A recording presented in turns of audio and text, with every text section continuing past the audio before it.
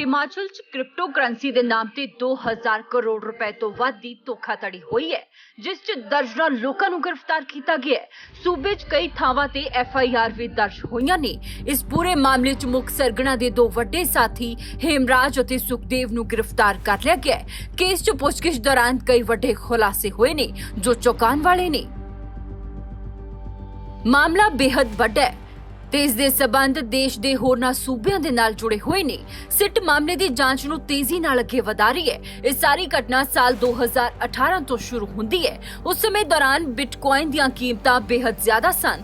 ਇਸ ਦਾ ਫਾਇਦਾ ਉਠਾਉਂਦਿਆਂ ਬਾਜ਼ਾਰ ਦੇ ਵਿੱਚ ਬਿਟਕੋਇਨ ਦੇ ਸਮਾਂਤਰ ਕ੍ਰਿਪਟੋ ਕਰੰਸੀ ਵੀ ਲਾਂਚ ਹੋਈ ਅਤੇ ਲੋਕਾਂ ਨੂੰ ਗੁੰਮਰਾਹ ਕੀਤਾ ਗਿਆ ਕਿ ਬਿਟਕੋਇਨ ਤੇ ਕ੍ਰਿਪਟੋ ਕਰੰਸੀ ਇੱਕ ਸਮਾਨ ਹੈ। ਇੰਨਾ ਹੀ ਨਹੀਂ, ਲੋਕਾਂ ਨੂੰ ਪੈਸੇ ਦੁੱਗਣੇ ਕਰਨ ਦਾ ਵੀ ਲਾਲਚ ਦਿੱਤਾ ਗਿਆ।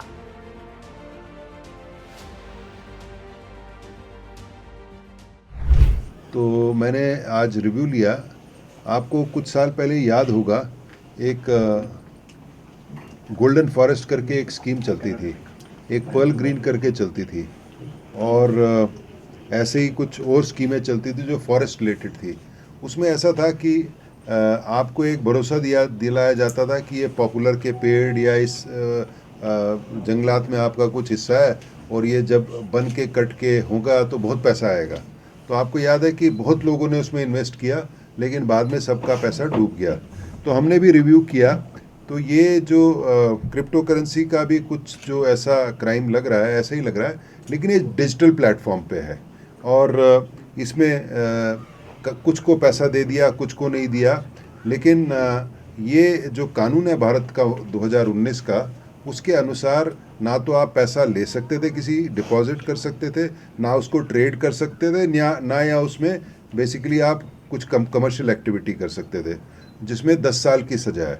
तो मैं SIT की बधाई देना चाहता हूँ कि छोटे समय में, क्योंकि बड़ा कॉम्प्लिकेटेड सा ये क्राइम है, इसको इन्होंने समझा और इसमें आगे बढ़े, और कुछ लोग गिरफ्तार हो गए हैं और कुछ की गिरफ्तारी के लिए इन्होंने टीम्स भेजी है। अभी जो लायबिलिटी कह रहे हैं, इंटरोगेशन से पता लगा है 400 करोड़ की है। तो वो लायबिलिटी, इनकी जो प्रॉपर्टी को पूरी मैप करके चिन्हित करके उसको हम सीज करेंगे। उस लायबिलिटी से फिर आगे जिनका पैसा देना है, देनदारी है, वो करवाएंगे। देखिए ऐसा है, ये जैसे अभिषेक ने बताया कि एक ये स्पेशल एक्ट है, तो स्पेशल एक्ट के स्पेशल जज हैं और इसके स्पेशल जज सेशन जज शिमला है। तो सारी अब आगे की कार्रवाई वहीं होगी। एक तो 420 है और एक जो डिपॉजिटर्स वाला एक्ट है, उसकी कार्रवाई सारी शिमला में होगी। तो अब जितने भी हम एक्यूज पकड़ेंगे, जितने भी मुलजिम पकड़ेंगे, हमको उधर ही पेश करने पड़ेंगे। अभी जो रिमांड में भी भेजे हैं, तो जो सेशन जज शिमला के ऑर्डर से ही भेजे हैं। देखिए ऐसा है, जैसे जब ये केस हुआ था, SIT बनी थी, तो हमको लगा था कि प्रॉब्ली एक नॉर्मल केस होगा, लेकिन जैसे जैसे इसकी तह तक पहुंच रहे हैं, ये बड़ा केस है। और इसमें अभिषेक ने बताया कि इनकम टैक्स अथॉरिटीज़ भी, क्योंकि इसको हम पैन नंबर के साथ मैप करेंगे तभी पता लगेगा। दूसरा है कि ये हम एक वित्त मंत्रालय में होता है फाइनेंशियल इंटेलिजेंस यूनिट, क्योंकि बैंकिंग का सिस्टम का, प्रॉपर्टी का सिस्टम का सब नॉलेज उन्हीं को होता है। तो हमको उनको भी रेफ़र करेंगे ताकि ये पूरी जो फाइनेंशियल मैपिंग है वो कर सकें। उसके बाद ही इसमें पता लगेगा। थोड़ा सा हमको अनुभव भी है इसका, जैसे मानव भारती का जब केस हुआ था, तो हमने भी ये फाइनेंशियल इन्वेस्टिगेशन यूनिट या FIU जो मिनिस्ट्री ऑफ फाइनेंस, उसको भेजा था। तो उसने करीब 200 से ज़्यादा अकाउंट उनके बताए थे, तो तभी पता लगा किस अकाउंट में कितना पैसा है। वो कार्रवाई जारी है। अंग्रेजी में बोलते हैं वर्क इज़ इन प्रोग्रेस, कार्य प्रगति पे है। और काफ़ी लंबी इन्वेस्टिगेशन है। मॉडस ऑपरेंडी जैसे मेरे अधिकारियों ने बताया, जो वारदात करने का तरीका है बड़ा इनोवेटिव है, बड़ा अनोखा है।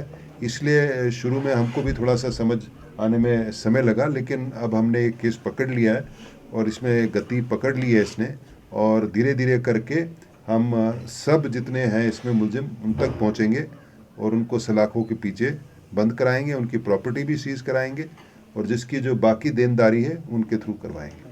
देखिए हमारा काम तो क्राइम को इन्वेस्टिगेट करना है। हम एक फाइनेंशियल एजेंसी नहीं है, मतलब हम बैंक नहीं है, हम पैसा, मतलब हम क्रेडिट और डेबिट नहीं करते।